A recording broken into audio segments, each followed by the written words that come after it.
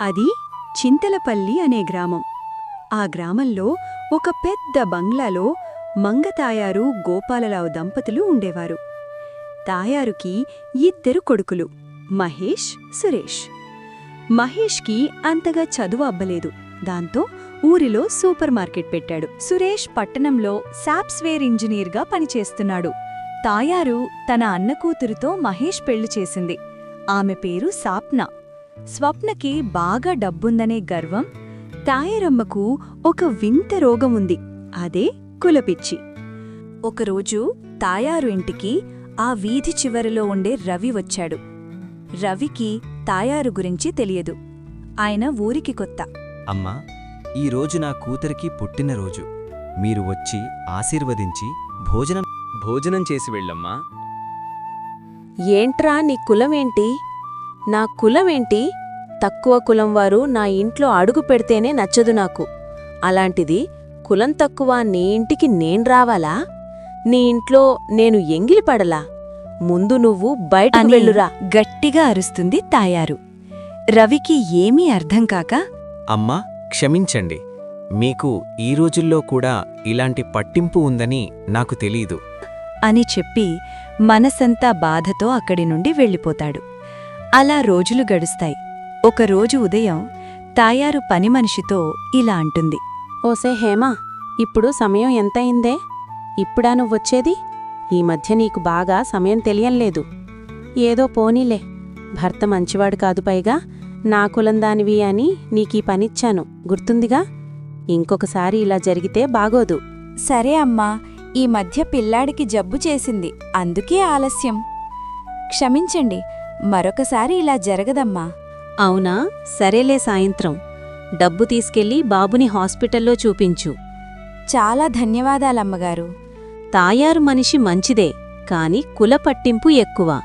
పట్టణంలో ఉన్న సురేష్ తనతో పాటు పనిచేసే చాందిని అనే అమ్మాయిని ప్రేమిస్తున్నాడు. చాందిని చాలా మంచి అమ్మాయి, అందగత్తే.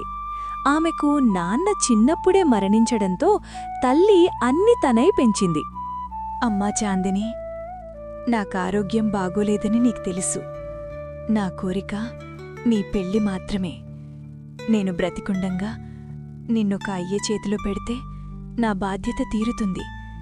నేనెప్పుడు పోతానో అని భయం వేస్తుంది చాందిని. ఎందుకమ్మా అలా మాట్లాడి నన్ను బాధ పెడతావు? నేన్నీకు ఎప్పట్నుండో చెప్పాలనుకుంటున్నాను. నేను మా కంపెనీలో పనిచేసే సురేష్ అనే అబ్బాయిని ప్రేమిస్తున్నాను. సరే తల్లి, నీ ఇష్టం. నేనందుకు కాదంటాను చెప్పు.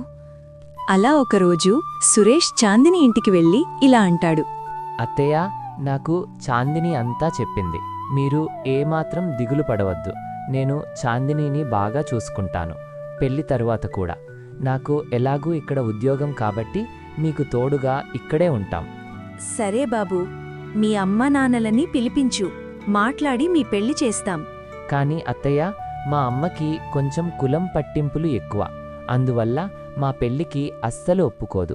ఇప్పుడు మా అమ్మకి విషయం చెబితే చస్తానని బెదిరిస్తుంది. మేము చెప్పకుండా పెళ్లి చేసుకుని వెళితే ఆ తర్వాత నా బిడ్డకి ఎటువంటి అపాయం. సురేష్ ఎలాగోలా మీ అమ్మగారిని ఒప్పించుదాం. నేనంతా చూసుకుంటాను అత్తయ్య. మా అమ్మని ఒప్పించి చాందినిని మా ఇంట్లో అడుగు పెట్టజేసే బాధ్యత నాది. మా అమ్మ గురించి నాకు బాగా తెలుసు. కులం తక్కువ వారిని ఇంట్లోకి కూడా రానివ్వదు. నా మాట విను. మా అమ్మ అటువంటిది. మన పెళ్లి చేయడం అసాధ్యం. అతి కొద్ది రోజుల్లోనే చాందిని, సురేష్ ఒక గుడిలో పెళ్లి చేసుకుంటాడు. చాందిని తల్లి చాలా సంతోషపడుతుంది. ఆ సంతోషం కొద్దిసేపు కూడా లేకుండా చాందిని తల్లి మరణిస్తుంది. చాందిని బాధతో కృంగిపోతుంది. అలా కొద్ది రోజులు గడిచిన తర్వాత సురేష్ చాందినీని తన ఇంటికి తీసుకువెళతాడు. చాందిని సురేష్ ఇంటి గుమ్మం ముందుకు రాగానే మంగతయ్యారు కోడలిగా అంగీకరించి లోపలికి రానిస్తుందో లేదో తెలియాలంటే పార్ట్ 2లో చూద్దాం. నమస్తే ఫ్రెండ్స్, మా కథలు మీకు నచ్చుతున్నాయో లేదో కమెంట్ చేయండి. నచ్చితే లైక్ చేయండి. మళ్ళీ మళ్ళీ మమ్మల్ని చూడాలంటే సబ్స్క్రైబ్ చేయండి.